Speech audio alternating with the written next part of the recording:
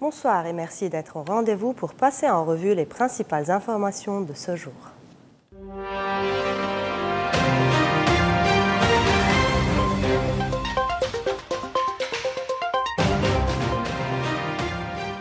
L'émissaire américain Tom Barak a inspecté la région de Marjayoun, mais a annulé sa visite prévue à Tyr et à Khiam en raison de manifestations populaires hostiles à sa présence et à la politique américaine au Liban.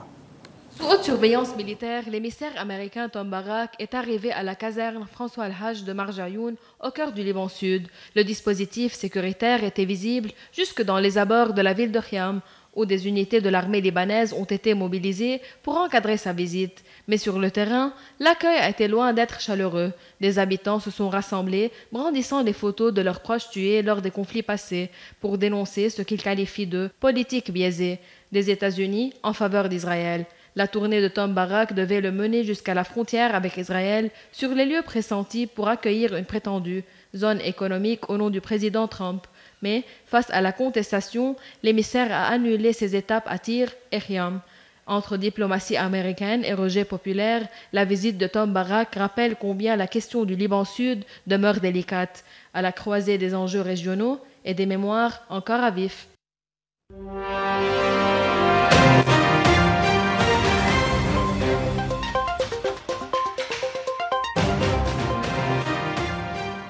En Cisjordanie occupée, la police israélienne affirme avoir saisi près de 4 000 €, accusant des bureaux de change de financer le Hamas. L'opération, menée en plein centre de Ramallah, a provoqué des affrontements et relance la tension dans un territoire déjà marqué par une forte escalade de violence depuis le début de la guerre à Gaza. La police des frontières israéliennes et l'armée annoncent avoir saisi environ 1,5 million de shekels, soit près de 400 000 €, lors d'une opération menée au cœur de Ramallah. Selon Israël, l'argent confisqué provenant de financements destinés au Hamas pour appuyer des activités qualifiées de terroristes, la somme a été retrouvée dans des bureaux de change ciblés par les forces israéliennes, mais l'opération n'a pas été sans heurts. Des affrontements ont éclaté dans le centre-ville. Le Croissant Rouge palestinien fait état de dizaines de blessés lors des incursions. Il est rare que l'armée israélienne intervienne directement dans Ramallah, siège de l'autorité palestinienne. Mais ces raids dans des bureaux de change ne sont pas une première. Des opérations similaires avaient déjà eu lieu en 2023 et au printemps 2025. Depuis le 7 octobre 2023 et l'attaque du Hamas qui a déclenché la guerre à Gaza, la Cisjordanie connaît une intensification sans précédent de la violence. Selon les chiffres palestiniens, près d'1 millier de Palestiniens ont été tués en Cisjordanie par l'armée ou des colons israéliens en moins de 2 ans. Côté israélien, au moins 36 personnes ont perdu la vie dans des attaques menées par des Palestiniens. Une opération qui illustre la dimension financière du conflit et qui, à Ramallah comme ailleurs, continue d'alimenter une spirale de tension et de méfiance entre Israéliens et Palestiniens. À Khartoum, capitale soudanaise ravagée par 2 ans de guerre civile, ouvriers et volontaires s'attellent à reconstruire une ville en ruine. Entre espoir et pénurie, la population tente de redonner vie à une capitale meurtrie. Khartoum, 2 ans après le début de la guerre civile, la capitale soudanaise porte encore les stigmates des combats. Mais déjà, les signes d'une reconstruction timide apparaissent. Dans les rues, ouvriers et volontaires déblayent les décombres, transportent des arbres tombés et tentent de réparer les réseaux d'eau et d'électricité. Mostafa Awad est volontaire. Il raconte « Nous travaillons pour réparer les infrastructures. Même avec peu de moyens, nous avançons pas à pas. Le chantier est colossal. Pillage, destruction systématique et munitions non explosées compliquent la tâche. Selon l'ONU, la reconstruction de base coûtera au moins 350 millions de $, mais le retour complet à la normale prendra des années et nécessitera plusieurs milliards. Faute d'électricité et d'approvisionnement en eau, une épidémie de choléra a déjà frappé la capitale. Les autorités sanitaires ont recensé jusqu'à 1500 cas par jour en juin. Pour le Premier ministre Kamel Idriss, en visite à Khartoum, la capitale reviendra une ville nationale fière. Le gouvernement a déjà annoncé la réhabilitation du quartier d'affaires et du centre gouvernemental. Mais sur le terrain, les besoins restent immenses. Nous manquons d'outils, de fer, de fournitures sanitaires, déplore Mohamed El-Ser, ouvrier du bâtiment.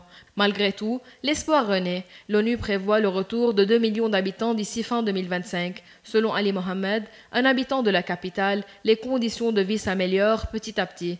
L'eau, l'électricité et même les soins de base commencent à revenir. À Khartoum, la guerre n'est pas encore un souvenir, mais la reconstruction marque déjà le début d'un nouveau chapitre pour une capitale meurtrie.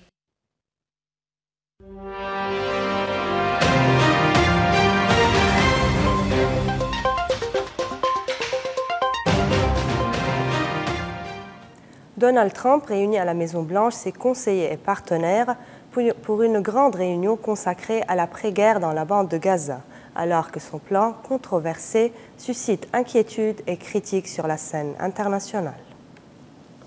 À Washington, Donald Trump prépare ce qu'il présente comme une étape décisive, une grande réunion à la Maison-Blanche entièrement consacrée à l'avenir de Gaza après près de 2 ans de guerre. Son émissaire spécial, Steve Witkoff, a confirmé que le président américain veut présenter un plan solide et guidé par bonne intention, reflétant selon lui des motivations humanitaires.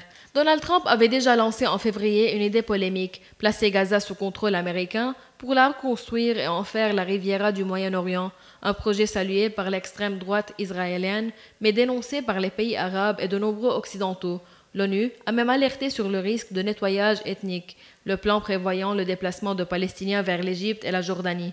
De son côté, le premier ministre israélien Benjamin Netanyahu a validé début août un plan militaire pour terminer la guerre, prévoyant la mise en place, à terme, d'une administration civile non israélienne à Gaza, mais les intentions de son gouvernement restent floues.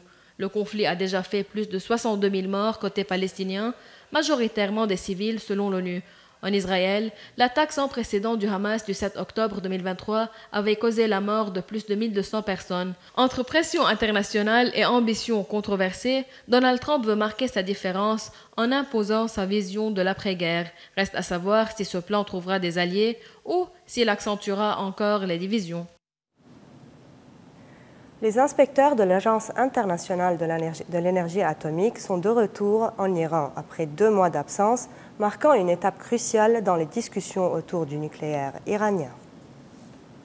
Après une suspension de près de 2 mois, les inspecteurs de l'Agence internationale de l'énergie atomique ont regagné l'Iran. Le retour, annoncé par le directeur de l'agence Rafael Grossi, relance les efforts de surveillance d'un programme nucléaire au cœur de toutes les inquiétudes internationales. Rafael Grossi a déclaré « L'Iran est membre du traité de non-prolifération nucléaire. Il doit donc accepter les inspections. Sans notre présence, il n'y a pas de négociation sérieuse possible. » Téhéran avait cessé toute coopération début juillet, accusant la IEA d'avoir une part de responsabilité dans les frappes israéliennes, puis américaines, contre ses sites nucléaires. Ces attaques avaient marqué l'un des épisodes les plus violents de la confrontation régionale. Sous pression, l'Iran avait même voté une loi officialisant la suspension des inspections. Mais la reprise du dialogue à Genève avec les Européens semble avoir ouvert une brèche. Ces discussions se tiennent alors que Londres, Paris et Berlin menacent de rétablir les sanctions onusiennes si aucun compromis n'est trouvé ici l'automne. Le contexte reste explosif. Le 13 juin, Israël avait mené une offensive massive sur des centaines de sites nucléaires iraniens, accusant Téhéran de s'approcher dangereusement de la bombe atomique. En riposte, l'Iran avait frappé Israël avec des drones et des missiles lors d'une guerre de 12 jours. Téhéran continue de nier toute ambition militaire, affirmant que son enrichissement d'uranium, aujourd'hui à 60%, reste destiné à des usages civils. Mais pour l'AIEA, la vigilance est indispensable. Un retour des inspecteurs qui ne dissipe pas les tensions, mais qui, pour beaucoup, constitue une première étape essentielle vers une éventuelle relance des négociations nucléaires.